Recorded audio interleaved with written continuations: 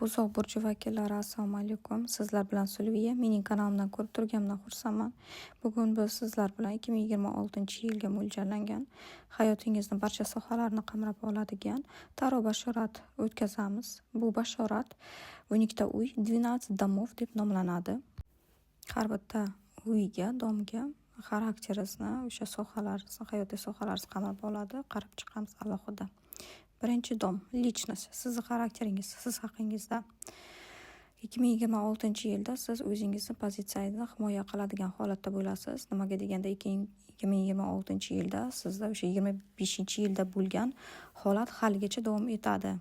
Demak, 25-yilda taxmin bo'yicha siz qanaqadir bir qarshiliklarga, sizga qo'yilgan pistirmalarga duch kelgansiz va hozirda 26-yilda sizni o'sha insonlardan himoya qilish holatingiz davom etadi. Siz o'zingizga o'sha insonlarni yaqinlashtirishni xohlamaysiz va buni ustida ishlaysiz. O'sha 26-yil siz o'zingizni har tomondan qamrab oladigan pozitsiyangizni, odamlarga nisbatan, o'sha siz yoqtirmagan insonlaringizga nisbatan bo'lgan munosabatingizni o'zgartirishga va iloji boricha kamaytirishga harakat qilasiz, chunki ko'nglingizni og'irtishga.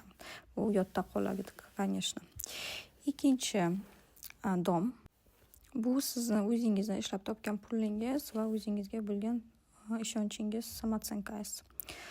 Bu konkretno o'sha pul haqida emas, lekin o'sha pulga keladigan bo'lsak ham, kimdirlarda o'sha o'zini ishlaydigan o'sha puli balki tugashi mumkin. Balki qaysidir bitta joydan ketish niyatingiz bordir. Bu holat umuman shuni ko'rsatyaptiki, siz o'zingizni qadringizni bilganingiz uchun, o'zingizga bo'lgan ishonchingiz bo'lganligi sababli qanaqadir bir eski o'sha sizga bo'layotgan holat, hodisalarni, voqealarni eski yilda yopib, yangi yilda boshqa joyga, boshqa sikl bo'yicha, yangi yo'nalish bo'yicha yo'l olayotganingizni aks ettiradi bu kartalar. Demak, balki siz ishingiz joy o'zgartirishingiz mumkin yoki bo'lmasa qanaqadir sizga kelayotgan o'zingizni ishlab topadigan pul lavozim joyingizni o'zgartirishingizga ham bog'liq bo'lishi mumkin. Shu narsalarni aks ettiradi. Lekin pul jihatdan siz o'zingizni o'sha pulingizni topasiz. Pulingizni balki internet orqali odamlar bilan ishlashda ham topishingiz mumkin. Uchinchi dom, bu общение, обучение. Demak, sizda o'sha kontaktingiz, kommunikatsiyangiz, muloqotingiz boshqa insonlar bilan. Haqiqatan ham sizni o'sha yuragingizni juda qattiq ranjitgan o'sha insonlar bilan umuman olganda bunday ko'rishib, uchrashib, aloqa qiladigan holat emas. Bu fiziskiy deyiladi. Fiziskiy holat yo'q. Ko'proq o'sha qo'ng'iroqlar, telefonlar, SMSlar, messenjerlar, mana shulardan foydalanib balki muloqotda bo'lishingiz mumkin. Yozma tarzda ko'pincha bo'lib o'tadi, chunki o'sha yuragingizga og'riq bergan insonlar bilan uncha xohlamaysiz. Ko'proq o'sha ko'rishni yoki bo'lmasa o'sha boshida ko'rsatilganda o'sha chegaradasiz. O'zingizga bo'lgan distansiyani mo'ljallayapsiz. Distansiya oraliq nazorat qilmoqdasiz. 4-dom, bu uy va sizning oilangiz haqida. Kimdir oilasida qanaqadir o'zgarishlar bo'lishi mumkin. Balki o'sha sizni ishdan ketishingiz yoki bilmasam qanaqadir bir holatingiz yuz beradiki, o'sha oilangizga ta'sir qilishi mumkin. Hozir siz o'zingizni uncha yaxshi bo'lmagan holatda his qilmoqdasiz. Sizni juda qattiq xafa qilayotgan sabab siz qanaqadir bir yaxshi pozitsiyada o'tirgan holatdan hozir o'sha pozitsiyadan chiqishingiz kerak. Haqiqatan ham kimdir oilasi buzilib ketishi mumkin, ajrim yuzaga kelishi mumkin. O'sha oilasida qanaqadir sistema o'zgarishi mumkin. Balki siz undan oldin pul ishlab topayotgan bo'lsangiz, hozir endi siz o'sha pulni ishlamaysiz, to есть endi sizni uyingizda boquvchi boshqa kishi bo'lishi mumkin. Shunaqa holatlar ham bor. Bundan tashqari kimdir haqiqatan o'sha munosabat jihatdan qanaqadir kelishmovchiliklarga duch kelishi mumkin. Oila a'zolaringizga ham ta'sir qiladigan darajada ko'rinyapti. 5-dom, bu sevgi va sizni qiziqishlaringiz, hobbilaringiz. Sevgi, qiziqish, hobbilaringizga keladigan bo'lsak, sizni qiziqishingizga qandaydir bilmadim. Hozir sizga unchalik qiziqish bor deya olmayman, chunki juda ham qanaqadir bir sovuq holatdasiz. Sovuq munosabatdami yoki bo'lmasa o'sha insonlarga bo'lgan sovuq munosabatingiz uchunmi, sizga sovuq munosabatda bo'lishyaptimi?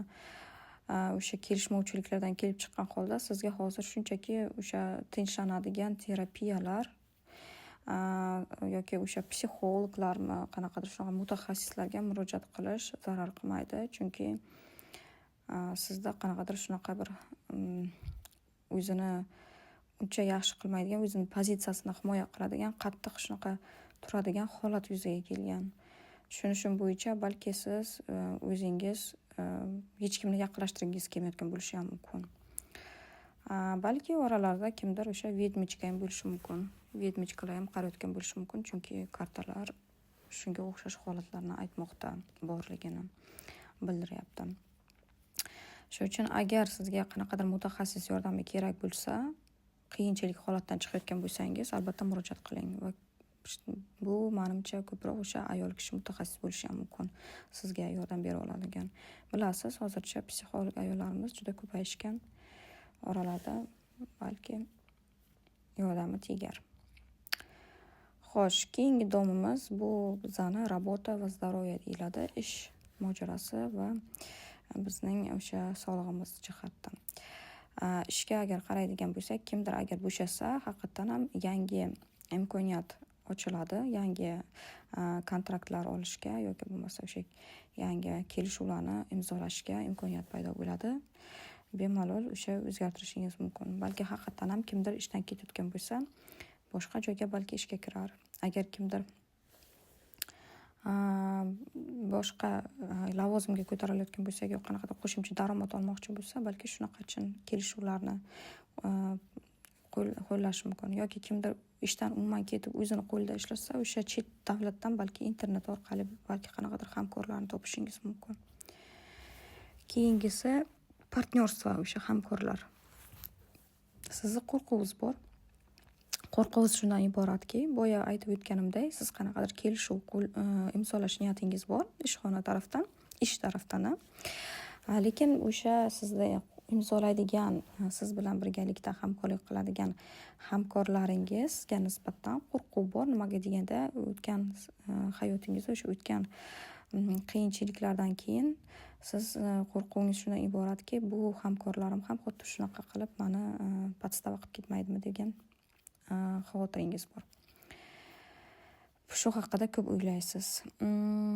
8-dom krizis va transformatsiya. Sizni krizis transformatsiyangiz shundan iboratki, siz bir narsani o'sha o'tmishingizni orqada qoldirib, yangi hayot sari intilib ketishingiz kerak va keyingi o'sha yangi transformatsiyaga kirib keladigan 26-yilni o'sha ichida qamrab oladigan yangi transformatsiyangiz sizni shu nimaga olib keladi? O'sha hayotingizni keyinchalik yaxshi yashab ketadigan sharoitga olib kelyapti sizni. Lekin bu uchun birinchi o'sha qiyinchilikdan chiqib ketishingiz kerak. Sizga qiyin bo'lgan holatdan chiqib ketishingiz kerak. O'sha narsani qila olsangiz, keyin siz o'sha yaxshi hayot barqarorlikka kirib bora olasiz. Bo'lmasa qiyin bo'ladi o'zingizni o'sha barqarorligingizni qurish, agar o'sha sizni azob bergan holatdan chiqib ketmasangiz.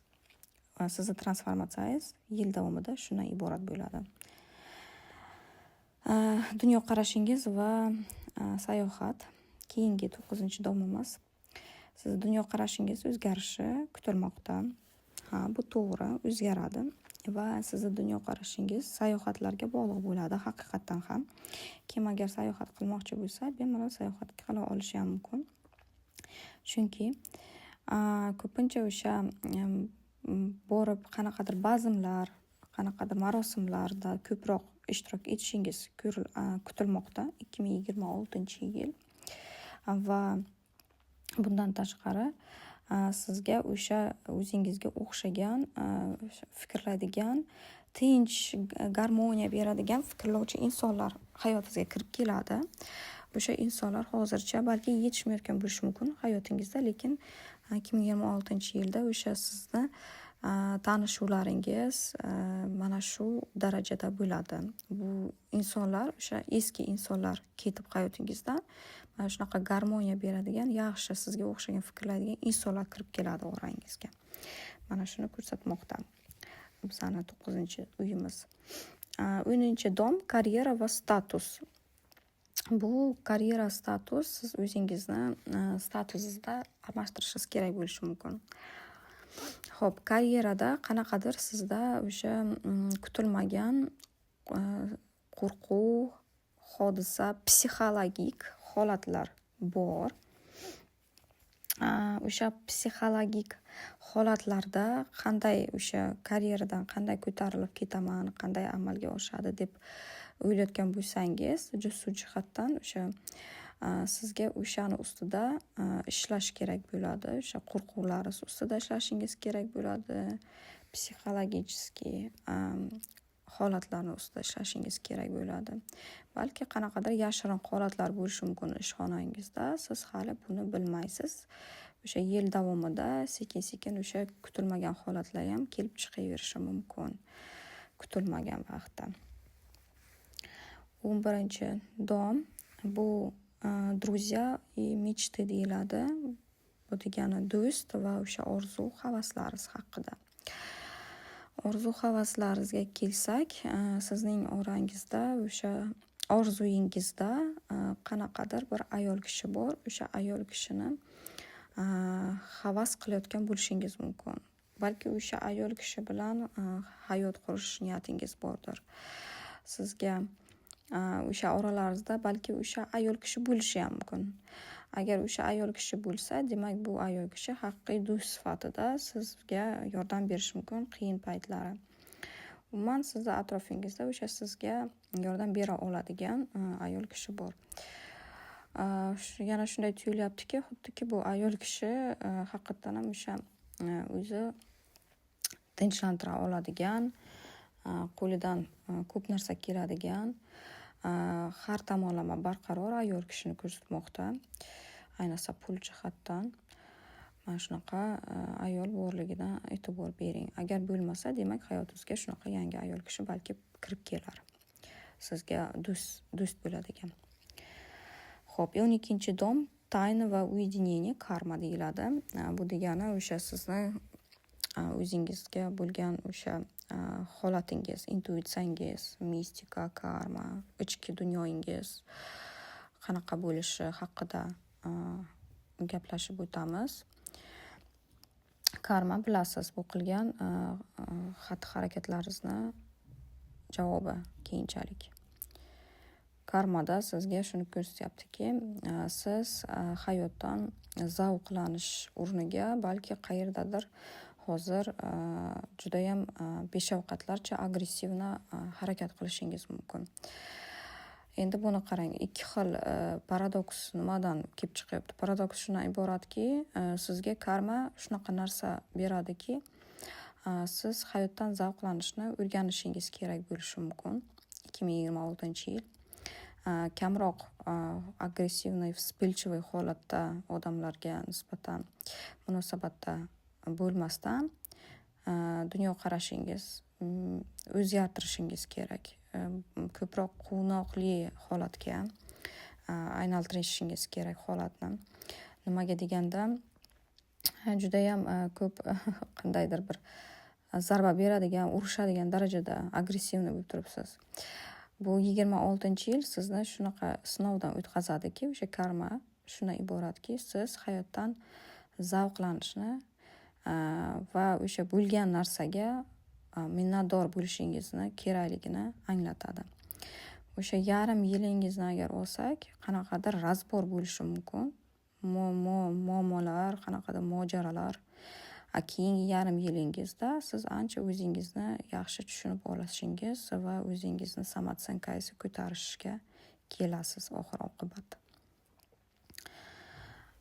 Lenormand kartasida ham agar umuman общий sovet qilib qarasak, umuman общий sovet shundan iboratki, sizni hayotingizda o'sha yangi pul manbai, yangi imkoniyatlar, har tomonlama kimdadir sevgi mojarosida, kimdadir sog'liq bo'yicha, kimdadir ish bo'yicha o'sha har tomonlama kirib kelyapti va siz shuni tekshirib bila olib, chetdan kuzatib, o'sha qo'ldan boy bermasligingiz kerak. Mana xuddi o'sha baliq qarmoqqa ilinishdan oldin qandaydir bir keladi, keyin qarmoqqa ilinadi-ku. O'sha qarmoqni aylantirishda qo'ldan boy bermasligingiz kerak. Mana shunaqa ma'noda ko'rsatilyapti o'zi kartalar. O'shani xuddi tulkiga o'xshab poylab turib, o'sha momentini hisobga olib, baliqni qo'lingizga tutib olishingiz kerak. Baliq bu sizga imkoniyatlar manbai, ham pul tarafdan, ham har tomondan sizga imkoniyat ochib beradigan imkoniyat kaliti, uspeh. Yoki bo'lmasa haqiqatdan ham kimdirda agar oilada ajrashib ketadigan bo'lsa, siz keyinchalik o'sha bola uchun aliment to'lash holati yuzaga kelishi mumkin. Bir xil buzoq burchi vakillariga mana shunday ham ko'rinishi mumkin. Balki sizni pulingizdan olishlari mumkin bola uchun, aliment uchun.